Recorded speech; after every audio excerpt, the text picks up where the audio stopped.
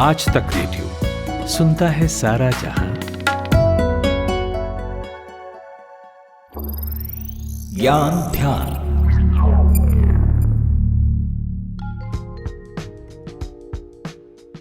किसी भी लोकतंत्र में संसद की बड़ी अहमियत है।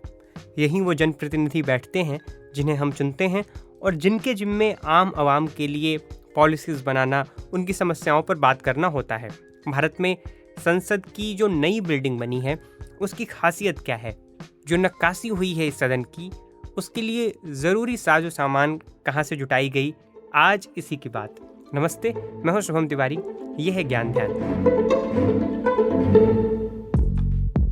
दरअसल नई संसद की इमारत में देश के अलग अलग हिस्सों की मूर्तियां और आर्ट वर्क बनाए गए हैं।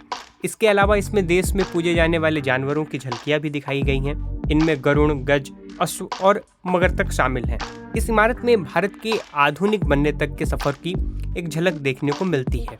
इसके अलावा इस इमारत में एक भव्य संविधान हॉल, एक लाउंज, एक लाइब्रेरी और डाइनिंग हॉल के अलावा पार्किंग की भी जगह दी गई है।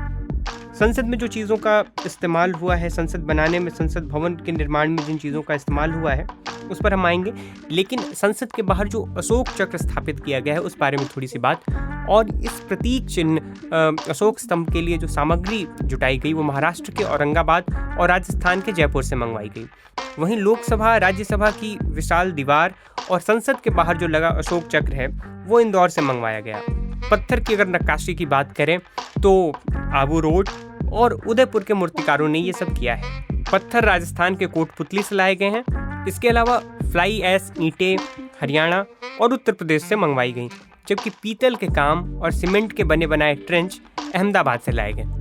संसद, जो कि एक मायने में लोकतंत्र का मंदिर है, उसके निर्माण में भारत में देश भर के अनोखी सामग्रियों को किस तरह से एक एक कर जुटाया गया, कुछ एक की बात हमने की।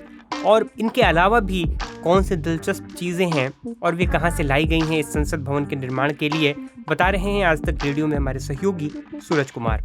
शुभम, जहाँ तक बात है कि नए संसद भवन को बनाने में किस प्रदेश से कौन सा सामान मंगवाया गया है, तो इस बात को आप ऐसे समझिए कि नई संसद में जो सागौन की लकड़ी है वो नागपुर से मंगाई गई है। राजस्थान के सर मथुरा का सैंडस्टोन, जो कि लाल और सफ़ेद रंग का है, वो इस्तेमाल किया गया है। यूपी के मिर्ज़ापुर की कालीन इसके फ्लोर पर लगाई गई है। अगरतला से बांस की लकड़ी मंगाई गई है जो कि इसके फर्श पर लगाई गई है। राजस्थान के राजनगर और नोएडा से स्टोन जाली वर्क्स लगाए गए हैं। अशोक प्रतीक को महाराष्ट्र के औरंगाबाद और जयपुर से मंगवाया गया है। सदन में जो अशोक चक्र लगा है उसे इंदौर से मंगाया गया है। इसके अलावा कुछ फर्नीचर्स हैं जो मुंबई से मंगाए गए हैं और जैसलमेर से लाख लाल मंगाया गया है। राजस्थान के अंबाजी से अंबाजी सफ़ेद संगमरमर खरीदा गया था और केसरिया ग्रीन स्टोन जो है उसे उदयपुर से मंगाया गया। पत्थर की जो नक्काशी का काम है वो आबू रोड और उदयपुर से किया गया। कुछ पत्थर राजस्थान के कोटपुतली से भी मंगवाए गए। एम सैंड को हरियाणा के चक्री दादरी, फ्लाई ऐश ब्रिक्स को एनसीआर और हरियाणा और यूपी से खरीदा गया था। ब्रास वर्क और प्री कास्ट ट्रेंच अहमदाबाद से लाया गया, जबकि आरएस फॉल सीलिंग स्टील का जो संरचना है वो दमन और दीव से लेकर आया गया था। जैसा सूरज बता रहे थे, संसद भवन के लिए केसरिया, हरा पत्थर उदयपुर, लाल ग्रेनाइट अजमेर के पास लाखा और सफ़ेद संगमरमर राजस्थान के ही अंबाजी से मंगवाया गया है। और लोकसभा और राज्यसभा की फॉल्स सीलिंग में जो लगाई गई स्टील की संरचना है उसको दमन और दीव से मंगवाया गया है। वहीं संसद में लगा जो फर्नीचर है उसको मुंबई से तैयार करवाया गया है। पत्थर की जहाँ तक जाली का काम है वो राजस्थान के राजनगर और नोएडा से करवाया गया है। तो ये एक मोटा माटी एक खाका है उन चीज़ों का जिनका इस्तेमाल नई संसद भवन में किया गया है।